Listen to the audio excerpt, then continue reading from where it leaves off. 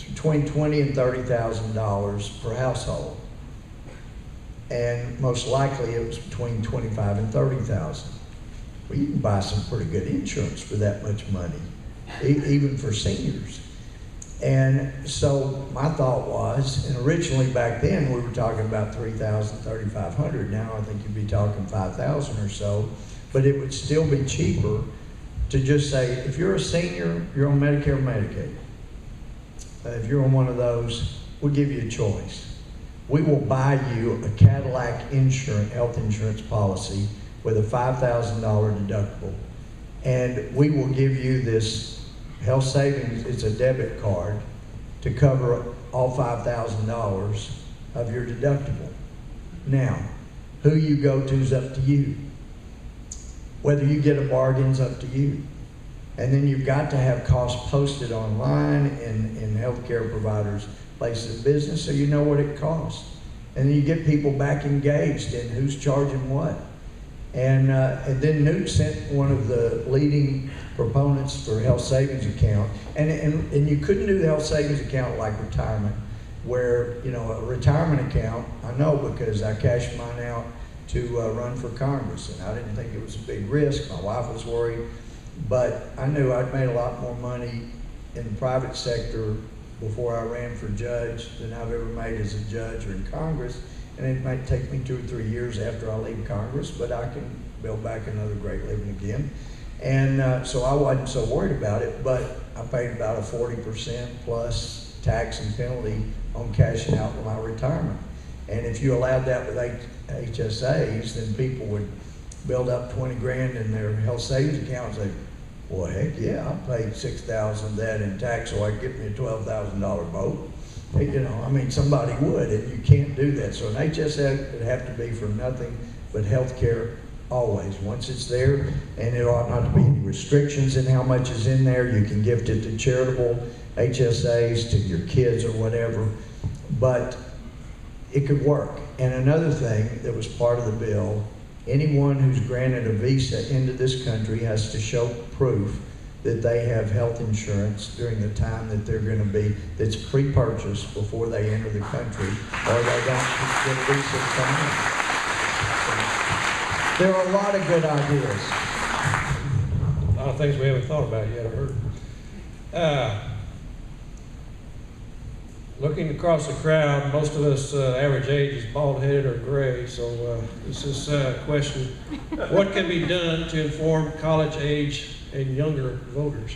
I guess how do you get a youth movement? Yeah. Well, I know I've had strong disagreements with Ron Paul over Israel, and Israel is an ally. But I tell you, Ron Paul deserves credit for getting young people, especially college age, starting to think maybe less government would be a good thing. And really, I'm starting to see this as I go around our different colleges.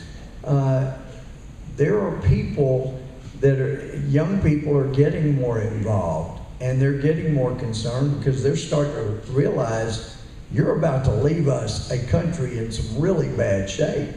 And I was criticized after I said it on Sean Hannity's TV show, but it's true. Our overspending money that our generation doesn't have is immoral. It is a moral issue, and it is wrong for any generation to overspend on itself and count on future generations to pay the check. It's just wrong. And so I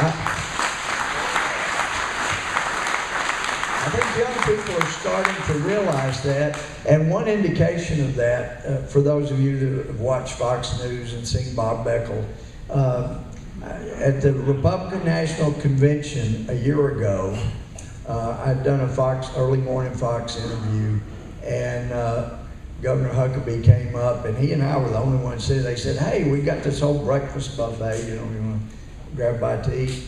I'm sitting there, Mike Huckabee comes up, and he, hey, Louie, let's join. I said, just you and me. So we're sitting there, and Bob Beckel walks up, and he says, I can't believe it. 2 conservatives I hate the most in the world here together.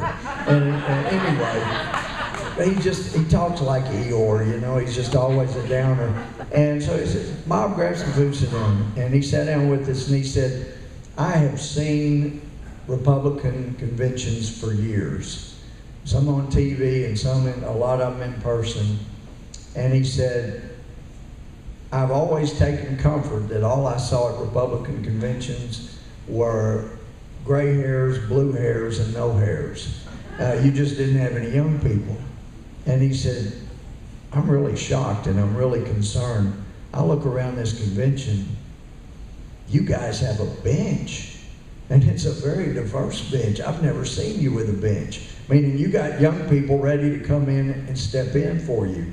And if Bob Beckel is noticing that, and I was noticing that, I'm telling you, as I travel around, more and more young people are starting to realize we're about to be handed a huge mess. So they are getting concerned, and I welcome it. Anything you can do to help young people, you know, your children, get involved, you make clear to them, you're about to inherit this, and your rights and your freedoms are going to be sorely affected by what we do. You need to be concerned, you need to be voting, and you need to be checking out everybody that's running.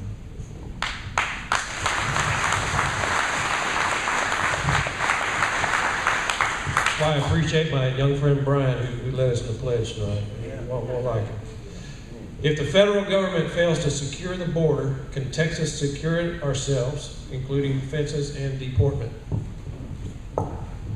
Well, we can do it on fences, we can do it with personnel, but we can't do it by deporting because the Supreme Court has now said the state cannot do that. But I'm all for innovation. I'm sure most everybody here was never aware.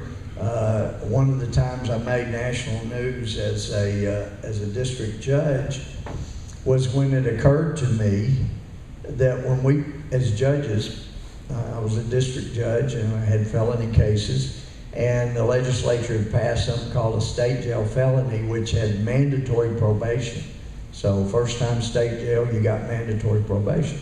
Well, you always give probationers a list of the rules of probation, and if they fail to meet those, I always told my probationers, please do not violate any of your rules of probation, because if we have a hearing and even one violation is proven, I'm giving you my word, you're going to prison. Your probation is revoked. I don't know anybody that's ever done that consistently, but I kept my word. And anyway, but I started noticing, wait a minute, we're saying, first of all, number one, neither one or two condition of probation was you have to obey all laws. And it may have been third or fourth. It said report to your probation officer either weekly, bi-weekly, or monthly at the county probation office at this address. And I thought, now I've got some people that I know are not legally here, and I'm ordering them to violate the law by being in this county every month or every week. And I'm at the same time ordering them to obey all laws. That's just not right. That's not consistent. So I met with some Hispanic leaders and Hispanic groups and told them what I was thinking about, and they made some suggestions to give some time to make adjustments. And so one of the conditions of probation, if somebody was not legally in this country, and the Supreme Court has said a state is not allowed to deport anybody. That's reserved to the federal government in the federal Constitution, and it is an enumerated power. So I ordered a condition that within so many days you must obtain legal status, or beginning the month after that date, you will report by mail with proof in your postage that you are residing in a country you're lawfully allowed to be in, and send your monthly check for your probation fees. And so anyway, I took grief. The regional director of the INS said that I was crazy and didn't know what I was doing, had no clue what the law was. And then one of the INS told me that they'd been called for a regional meeting, and they got with some national lawyers and some other people that told him, that sounds pretty bad. You're not doing your job, and some judge is trying to help you, and you're condemning him as crazy. So he came back out, and he said he appreciated Judge Gohmert's efforts, but that really needed to be something. But anyway, that they handled. But I continued that order, and it was never successfully challenged. And I'm sure it's not true now because I've been off the bench 10 years, but up until a few years ago, when the probation officer said, we got some people we're still getting their checks from them every month from another country. So anyway, there are things you could do, but we could do that, and we can secure the border. And I know the governor and others involved in state office are trying to make sure we do what we can. Unfortunately, only the federal government can actually deport. Thank you. There's some water behind you if you'd like a drink. We've only got 200 questions left. I got more. What is your position on giving U.S. dollars to the Muslim Brotherhood leadership in Egypt?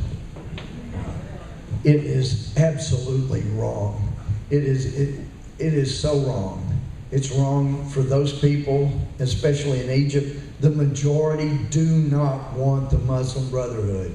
And one of the pictures, because our president has supported the Muslim Brotherhood, one of the pictures that I had blown up and shown on the House floor, on the right half, it was a huge sign that had, on the right half, a U.S. flag with a green check mark.